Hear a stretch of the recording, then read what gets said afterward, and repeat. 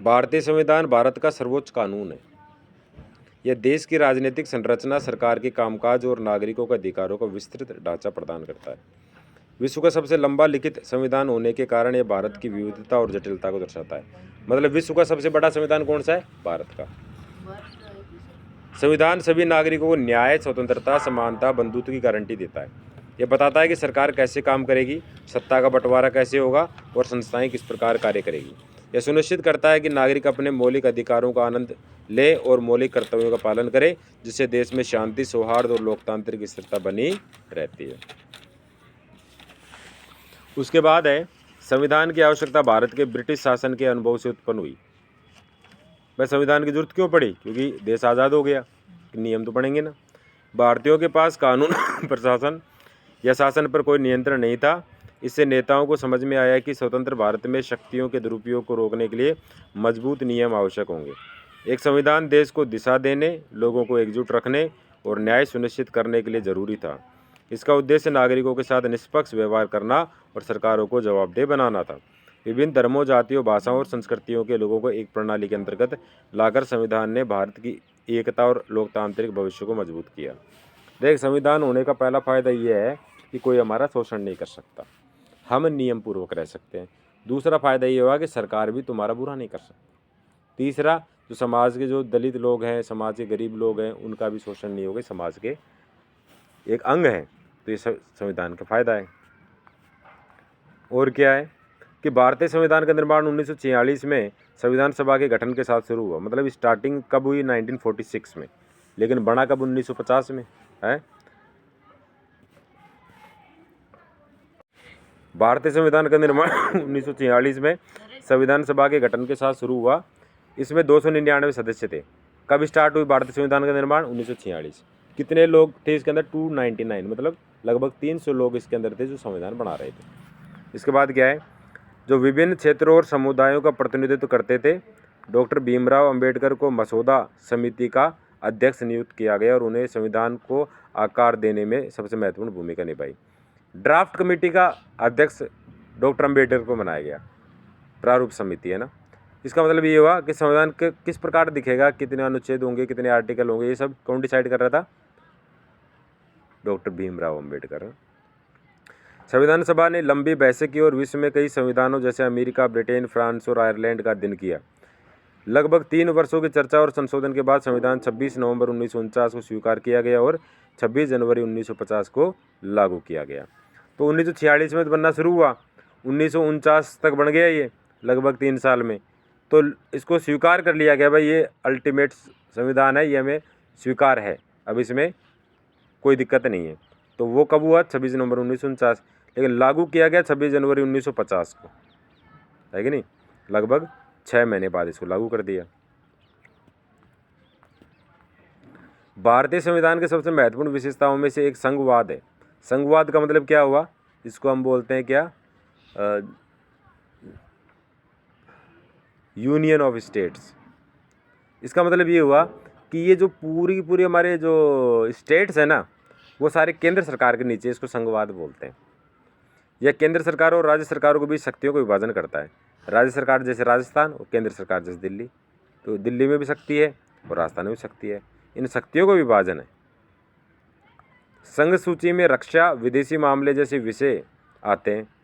एक देखो 3 प्रकार की लिस्ट होती है: यूनियन लिस्ट, स्टेट लिस्ट और रेजिडुअल लिस्ट। मतलब संघ सूची, राज्य सूची और अवशिष्ट सूची। तो संघ सूची के अंदर कौन से विषय बड़े महत्व के? जैसे बैंकिंग है, जैसे करेंसी है, रक्षा है, ये सब संघ सूची के विषय हैं। मतलब केंद्र सरकार इसमें कानून बनाएगा। राज्य सूची में पुलिस, कृषि के विषय आते हैं। मतलब पुलिस से संबंधित कानून और खेतीबाड़ी संबंधित कानून, शिक्षा संबंधित कानून स्टेट भी बना सकता है। और समवर्ती सूची जो है, रेजिडुअल लिस्ट, उसमें वन जैसे विषय, मतलब जंगल।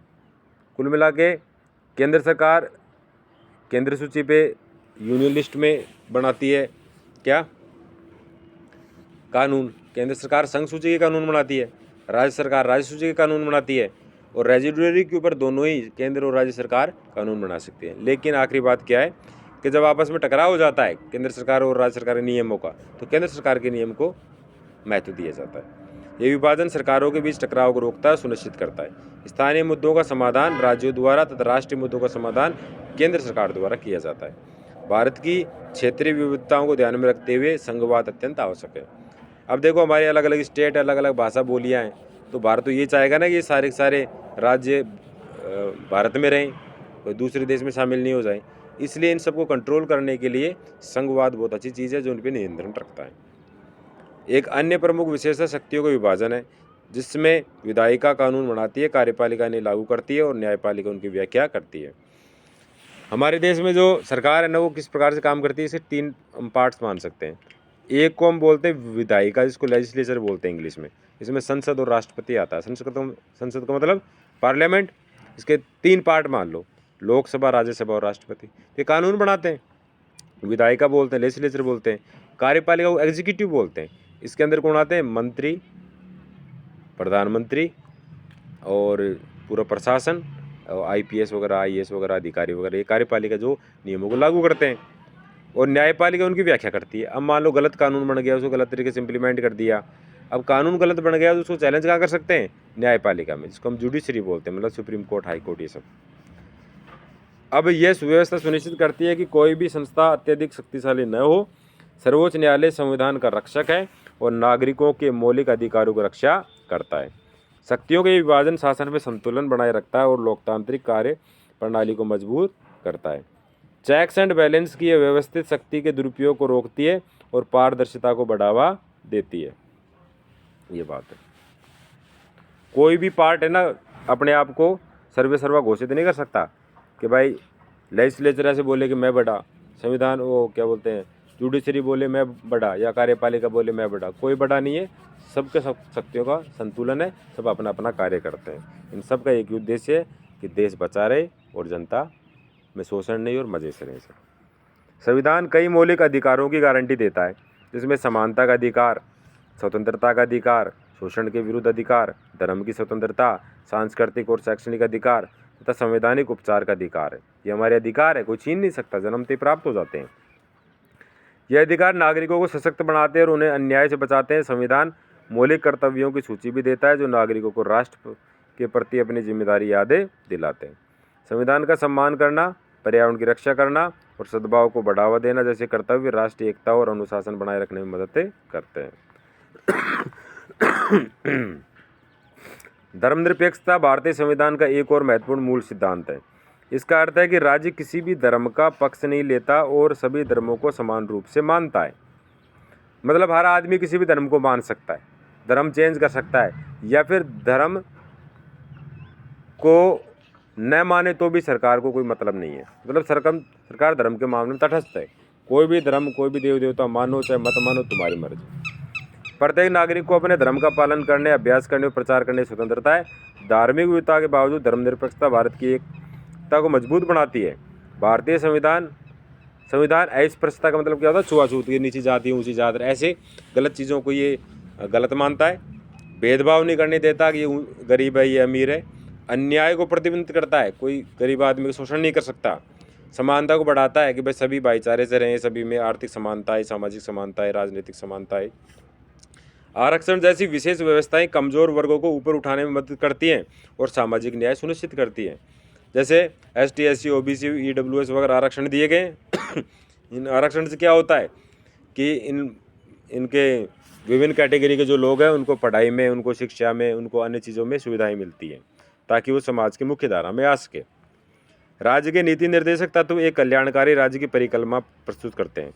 ये सिद्धांत सरकार को गरीबी कम करने, स्वास्थ्य सुधारने, शिक्षा बढ़ाने और समान अवसर प्रदान करने के लिए नीतियाँ बनाने का मार्गदर्शन करते हैं।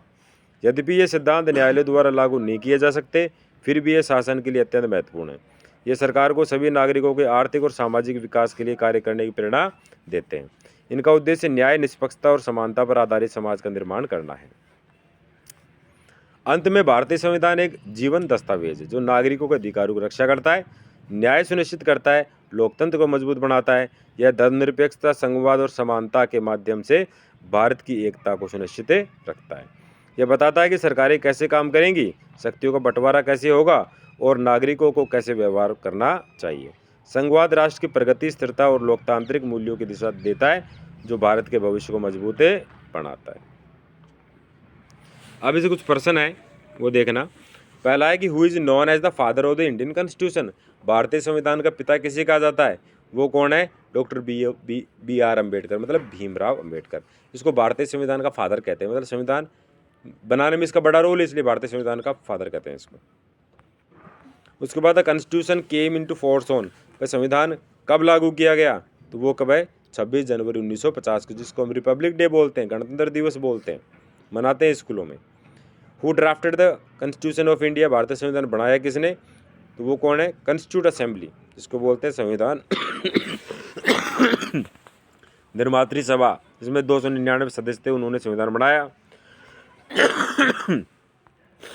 Which of this is a fundamental right, इनमें से कौन सा एक फंडामेंटल राइट है?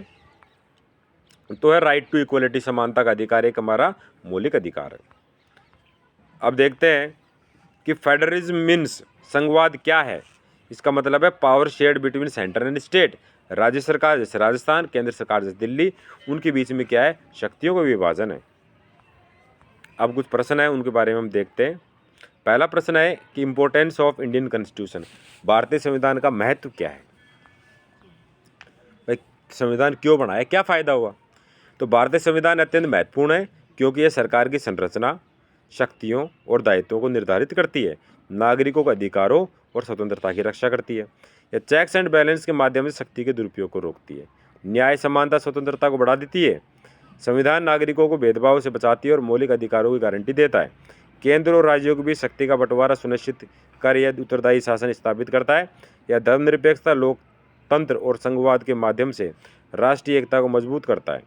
नीति निर्देशक तत्व सरकार को सामाजिक कल्याण की दिशा दिखाते हैं। कुल मिलाकर संविधान देश की व्यवस्था बनाए रखते हैं, अधिकारों को रक्षा करता है और लोकतंत्र को मजबूत करता है। तो ये संविधान की हमारी बात है, संविधान का क्या फ़ायदा है। अब उसके बाद है question number second, what is the role of the constitute assembly, संविधान निर्माण करने वाली जो सभा है उसका रोल क्या है? मैंने बताया था कि इसमें 299 सदस्य थे, भीमराव अम्बेडकर ड्राफ्ट कमेटी के सदस्य थे, और 1949 में 1946 में संविधान बनना शुरू हुआ और 26 जनवरी 1950 को लागू हुआ। तो ये सब क्या है? ड्राफ्ट कमेटी के काम थे संविधान निर्माण करने वाले सभा के। तो इसका उत्तर क्या है कि संविधान सभा ने भारतीय संविधान के निर्माण में अत्यंत महत्वपूर्ण भूमिका निभाई। 1946 में बनी इस सभा में 299 सदस्य थे जो विभिन्न क्षेत्रों, धर्मों और समुदायों का प्रतिनिधित्व करते थे। सभा ने प्रत्येक अनुच्छेद पर विस्तृत चर्चा की और अनेक देशों के संविधानों का अध्ययन किया। डॉक्टर भीमराव अम्बेडकर ने मसौदा समिति के अध्यक्ष के रूप में महत्वपूर्ण योगदान दिया। संविधान सभा ने लगभग 3 वर्षों तक कार्य किया और 2000 से अधिक संशोधन किए ताकि संविधान न्याय, समानता, स्वतंत्रता और लोकतंत्र के सिद्धांतों पर आधारित हो। 26 नवंबर 1949 को संविधान अपनाया गया और 26 जनवरी 1950 को लागू कर दिया गया। तो 3-4 चीज़ें ध्यान देंगे। 1946 में बनना शुरू हुआ, 26 नवंबर 1949 को अपना लिया इसको, भाई ये फाइनल संविधान है। और ड्राफ्ट कमेटी के अध्यक्ष भीमराव अम्बेडकर के थे और 26 जनवरी 1950 को देश में ये लागू कर दिया, जिसको हम रिपब्लिक डे बोलते हैं, उसी को हम हिंदी में गणतंत्र दिवस बोलते हैं, स्कूलों में इसको मनाते हैं। अगला है व्हाट आर फंडामेंटल राइट्स, मौलिक अधिकार क्या है? तो हम देखते हैं कि मौलिक अधिकार वे आवश्यक स्वतंत्रताएं हैं जिन्हें भारतीय संविधान नागरिकों की समानता, गरिमा और सुरक्षा सुनिश्चित करने के लिए प्रदान करता है कि आदमी ढंग से जी सके। इसमें समानता का अधिकार, स्वतंत्रता का अधिकार, धर्म की स्वतंत्रता, शोषण के विरुद्ध अधिकार, सांस्कृतिक और शैक्षणिक अधिकार, संवैधानिक उपचार का अधिकार शामिल है। ये अधिकार लोगों को न्याय से बचाते हैं, अभिव्यक्ति की स्वतंत्रता देते हैं और सार्वजनिक जीवन में भागीदारी को प्रोत्साहित करते हैं। अधिकारों के उल्लंघन पर नागरिक न्यायालय में जा सकते हैं। मौलिक अधिकार लोकतंत्र के केंद्र में है क्योंकि ये सरकारी शक्तियों को सीमित करते हैं और नागरिकों को सशक्त बनाते हैं। ये ऐसा समाज बनाते हैं कि हर व्यक्ति गरिमा, स्वतंत्रता और समान अवसरों का लाभ ले सके। अगला प्रश्न है एक्सप्लेन फेडरलिज्म, संघवाद क्या है? तो मैंने बताया था कि 2 प्रकार की सरकारें होती हैं, राज्यों में राज्य सरकार, केंद्र में केंद्र सरकार। तो एक केंद्र सरकार जो दिल्ली की है वो सभी राज्यों पर नियंत्रण रखती है कि कहीं ये दूसरे राज्य में नहीं मिल जाए, कहीं आपस में फूट नहीं पड़ जाए, पूरा देश एक बना रहे, इसको संघवाद कहते हैं। तो भारतीय संविधान में संघवाद का अर्थ है कि केंद्र और राज्य सरकारों के बीच शक्तियों का स्पष्ट विभाजन हो कि राज्य सरकार क्या करे और केंद्र सरकार क्या करे।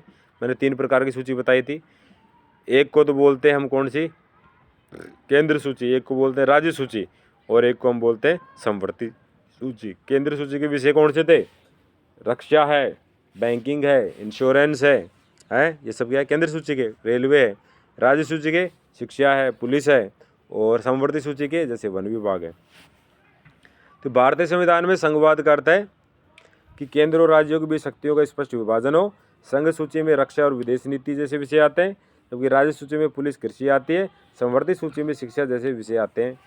यह विभाजन संतुलन बनाए रखता है और टकराव रोकता है।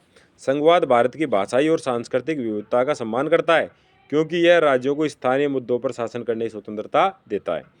यद्यपि भारत में मजबूत केंद्र है, फिर भी संघवाद सहयोग और स्थिरता सुनिश्चित करता है। यह एक बड़ा और विविध देश होने के कारण भारत शासन को अधिक प्रभावी बनाता है। धर्मनिरपेक्षता का अर्थ है कि राज्य, अगला प्रश्न है कि धर्मनिरपेक्षता क्या है? इसको हम हिंदी में क्या बोलते हैं, इंग्लिश में क्या बोलते हैं धर्मनिरपेक्षता को? सेक्युलरिज्म। इसका अर्थ क्या हुआ कि भाई कोई भी व्यक्ति किसी भी धर्म को, किसी देवी देवता को मानो चाहे मत मानो, सरकार से कोई मतलब नहीं है। सरकार धर्म के आधार पर भेदभाव नहीं करेगी। धर्मनिरपेक्षता का अर्थ है कि राज्य किसी भी धर्म का समर्थन या पक्षपात नहीं करता। भारतीय संविधान सभी नागरिकों को धर्म की स्वतंत्रता देता है, जिससे वे अपने धर्म का प्रचार, प्रसार और प्रसार कर सकते हैं। यह धर्म के आधार पर भेदभाव को भी प्रतिबंधित करता है और इस प्रस्ताव को समाप्त करता है। धर्मनिरपेक्षता भारत की विविध समाज संरचना में एकता को मजबूत करती है, क्योंकि यह सभी धर्मों के साथ समान व्यवहार सुनिश्चित करती है। संविधान अल्पसंख्यकों के अधिकारों की रक्षा करता है और सरकार को धार्मिक मामलों में निष्पक्ष रखता है। यह सिद्धांत शांति, सद्भाव और समानता को बढ़ावा देता है और भारत की लोकतांत्रिक पहचान को मजबूत बनाता है।